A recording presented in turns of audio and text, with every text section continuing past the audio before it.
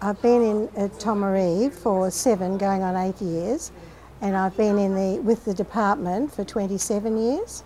I started off with severely handicapped children, and then went to a public school in Forestville, and then my husband retired and we came up here to the Bay, and I got a transfer into Tomaree. She's been with the department for such a long time, 27 years. She's from the old school and she knows, you know, we sort of fight together.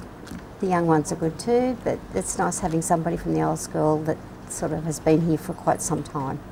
At that particular time, going back in years, you couldn't work for the department unless you were a union member. So I joined at that stage because I did want to work at schools, and having 3 children of my own, it's just a great, you know, you start at 8:30 and you finish at 3:30 or roundabout, and it fits in well with the children going to school. Well, I think probably I like it because it's so varied. You know, you deal with the parents, you deal with the teachers, you deal with the students, and you make a lot of great friends. And the job is, as I said before, very varied. She had worked with disabled children, and when she first came to the school, she was fronted with the crossbow incident. I arrived at school in the pouring rain to be confronted by the GA.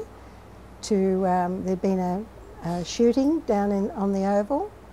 So being the first aid lady at the time, I had to grab gloves, and because I didn't quite know what I'd need. And off we chuffed, and sure enough there were, you know, the 2 lasses. The arrow had gone through one of the girls' chest and landed through the legs of another.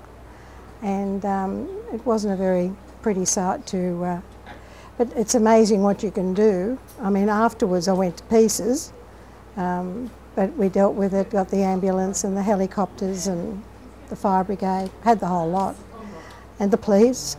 And then of course it became chaotic in here because parents were ringing to, you know, see if their children were all right, of course. So thankfully that's all in the past and we've moved on. It had affected her quite a bit in her personal life, and I thought that she needed some recognition for what she'd done. There have been a couple of times when I've had to use the PSA, and one was after the crossbow shooting, because I didn't quite know. I was waking a lot at night and I didn't quite know who to go to or what to, and they put me on to a counsellor, which was great. And so no, it does have its benefits, and it's knowing someone can back you up if you feel that, you know, things aren't right.